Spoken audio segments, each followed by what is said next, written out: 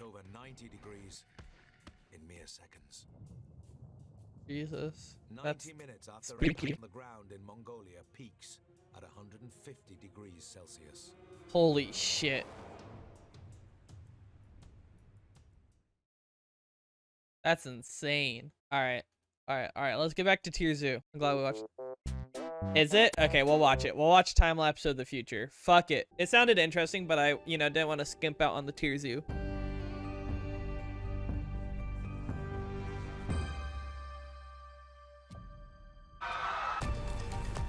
The only conditions modern humans have ever known so far are changing.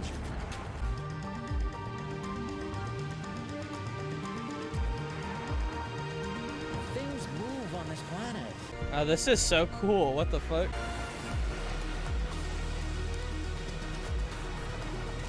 Remind me not to be alive in 178,000, okay, chat? Otherwise, I might die to the super volcano eruption. Just like type it in chat when we get around year 178,000. I would, that would be appreciated. Interesting. Apollo footprints are gonna be there for so long. Oh, that's cool. That's also cool. No, not Antarctica.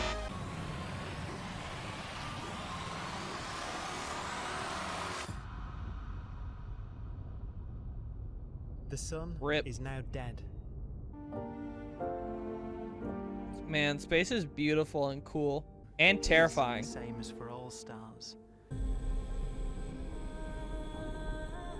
The faint glow of white dwarfs will provide the only illumination in a dark and empty void littered with dead stars and black holes.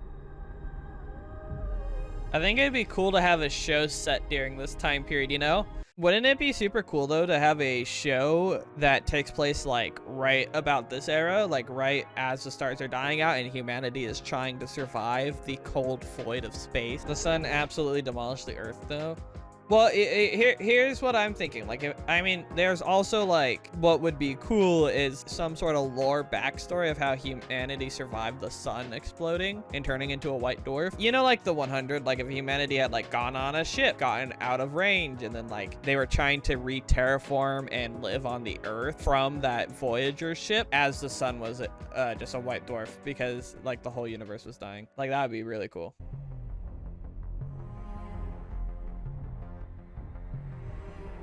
Yeah, it's so crazy, just like the amount of time at this stage.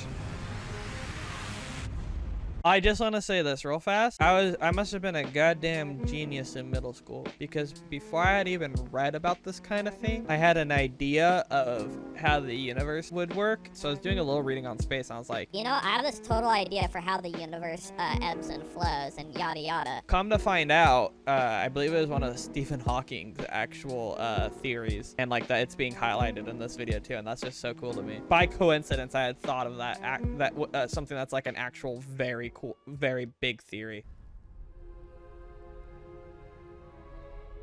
Black dwarfs are dark, dense, decaying balls of degenerate matter. I'm just gonna say this. I would love to go explore that. I know. Never, ever, ever, ever going to be able to.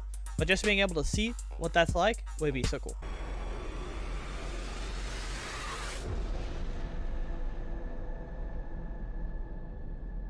Interesting that black holes are even a thing. You know, middle school Gavin definitely thought black holes were going to be a bigger threat to my life than they actually are. When I learned about space, I was like, holy fuck, dude, black holes. But now that I realized how stupid that was as I was like older. Really? A proton, That's crazy. Fundamental building blocks of atomic matter, what makes us up, can just spontaneously fall apart. That disproves that matter cannot be created or destroyed. No, you can't there's probably a big sciencey reason that I am too stupid and too high to know. I'm not gonna know. Proton decay is still unproven, and so this chapter into the future can look... Okay, so it's still unproven. So it's not even a true thing, but it's thought about. The matter inside black dwarfs, the last matter in the universe, will eventually evaporate away and be carried off into the void as radiation, leaving absolutely nothing behind. Now what? How are we only at the 10-minute mark and matter has stopped existing? I gotta start doing react content to cool shit, cool science shit more. This shit I could watch all day, every day. Like, this is cool. This makes me just want to stream for so much longer. You know, there are little sperm cells swimming around. Look at him go. Look at the little sperm cell go. Black hole era begins. Interesting. No planets, no stars, no lingering stellar remnants for life to cling to. Yet, even now, time has only begun to tick. You don't think that's sperm? It might be. It's the life of the universe. The sperm of the universe, one might say. The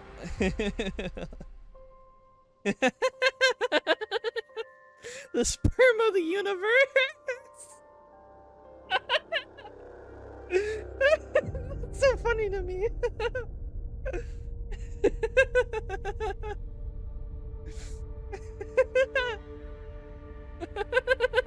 Things like this are super cool, even if it's just like a hypothesis or a theory. I think that's super cool just to explore. As we know it, is only possible for 1,000th of a billion billionth of a percent. Holy shit, dude. That's crazy. So you're saying I got lucky in getting one of the very limited reserved spots of being alive. Hell yeah. Glad I bought the pre-order. Will be millions of years. What? I'm gonna look up what happens if a black hole swallows another. They just become a bigger black hole? Yeah, I think so. Oh, we've actually observed it? Okay, yeah, they just merge. What if black holes are alive and that's them mating? How do we prove it? Science is about proving that it is alive versus proving that it's not alive. I understand that. But that's an interesting thought. That's how high I am, man. And they will travel out from these black holes at the speed of light as they ring down. Dude, this is trippy as fuck. To one spinning, quiet black hole. That sounds also just beautiful. That's so cool. What the fuck? You smoke?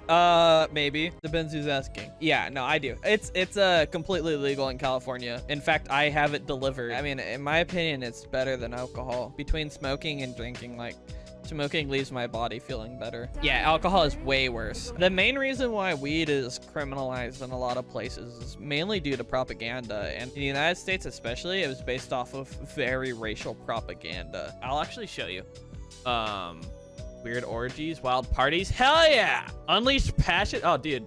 Hell yeah. That just makes me want to smoke weed more. Public enemy number 1. Women cry for it, men will die for it. Reefer madness. Dope created ecstasy, avalanching into frightful perversions. Makes beasts, men and women, the burning question. Weed, I believe, was affecting the tobacco industry and or the alcohol industry, so they fought as hard as they could to get it criminalized and marked as a drug and everything. It's very interesting to read about, honestly. Oh god, cramp.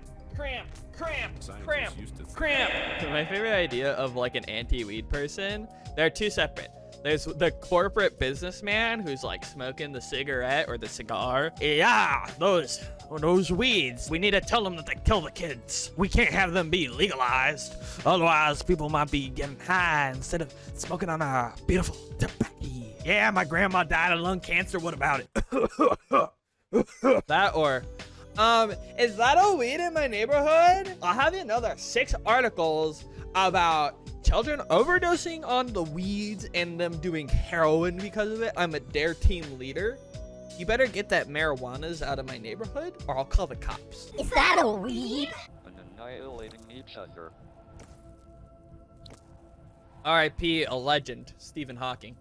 In the presence of a black hole, one member of a...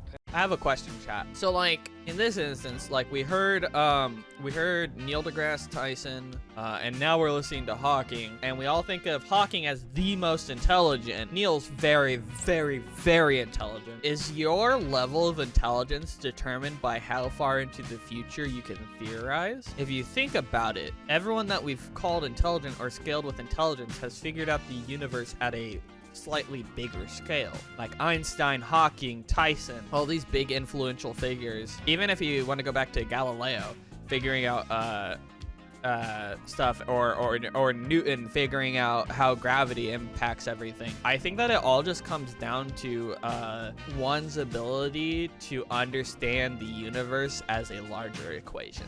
But I think that's like I never really thought about it. I think that it's a very good way to measure somebody's scientific intelligence and capacity for intelligence by how large they can understand reality as a subject. And that's pretty cool, honestly. I never thought about it like that.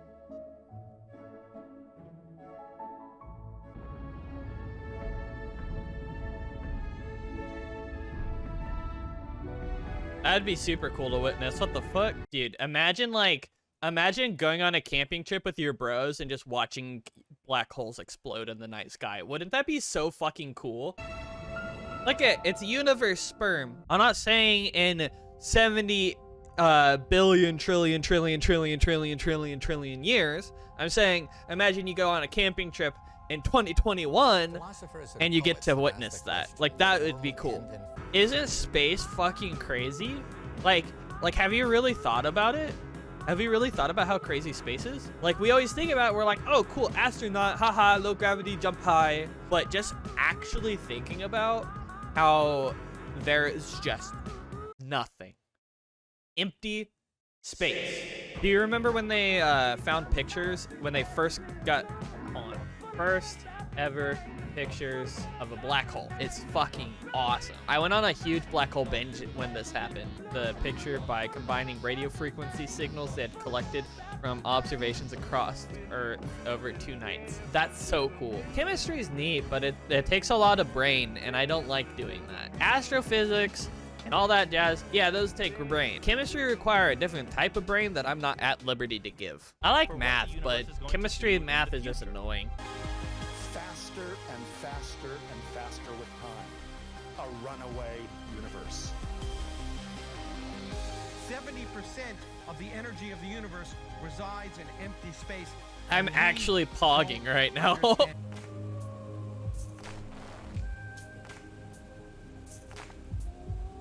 What happens if the universe collapses, though? So wait, what happens if the universe collapses? Is there just nothing? Wait, hold up. If space is already nothing, except as far as we know, dark energy, in the somehow instance that the universe collapses under gravity and becomes the big crunch, where is the space of everything and nothing? How do all the space become no space? If the universe were to shrink, what happens to what the universe once was? If the universe is able to expand and condense, would there not be space outside of said universe? What is the boundary to that universe? Where does it end? And if it doesn't end because it's continually extending, what about when it's condensing? I mean, like they said, they have to figure out dark energy to really understand it, but that's so crazy. That's why I try to avoid space. I love space. Space is pog, but I try not to think about it because it makes you, one, it makes you feel insignificant, and two, it's just real fucking wild and terrifying at the same time, and I love it and hate it. It's so crazy. Our universe could just be an atom of other, and all atoms being other universes on a much larger scale. How do we know? How do we not know, you know? And what's that larger scale? What happens if it ceases, right? Like, they talked about how it might start a new cycle, but what if it don't? Could there ever be more again?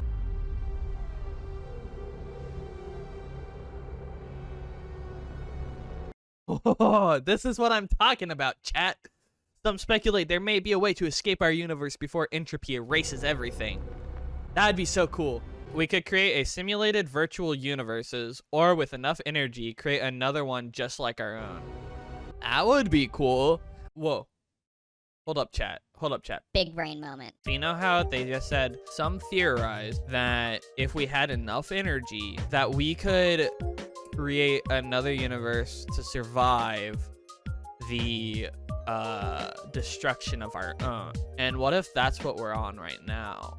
We are just in another instance of some superior intellect species figuring out the means to survive a constantly dying universe and create a new one. And right now we're on the up and up of what we perceive as the last Big Bang, which was the creation of another universe to survive the destruction of a prior. Couldn't that be how our universe started, with the super intelligent beings there on the last end of it that somehow figured out how to survive? Why does this make so much sense and yet doesn't at the same time? Yeah, that's science, man. You can perhaps open up a gateway, a baby universe, facing the death of everything there is. This perhaps is their only possibility of escape.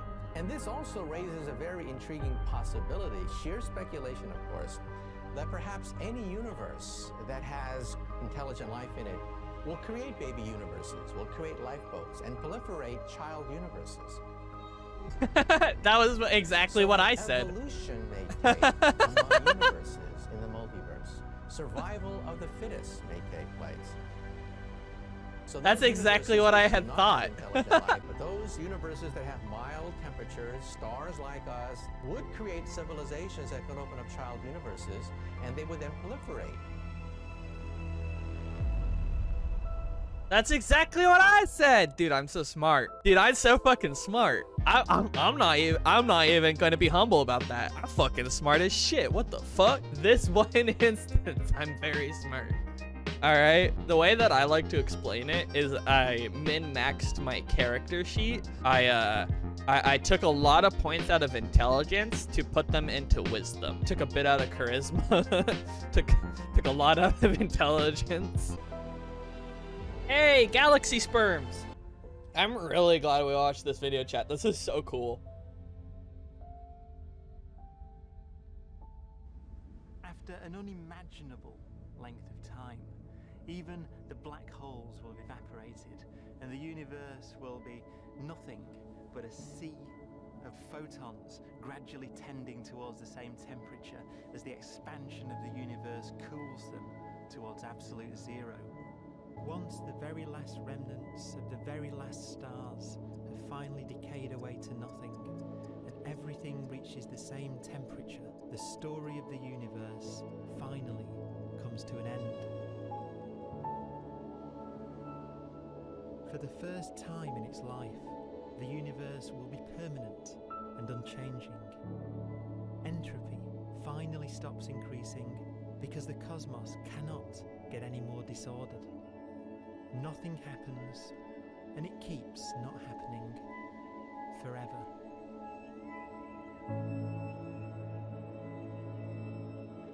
That is interesting. All right, back to Tier Zoo, chat. All right, back to fun videos instead of scary make me think videos.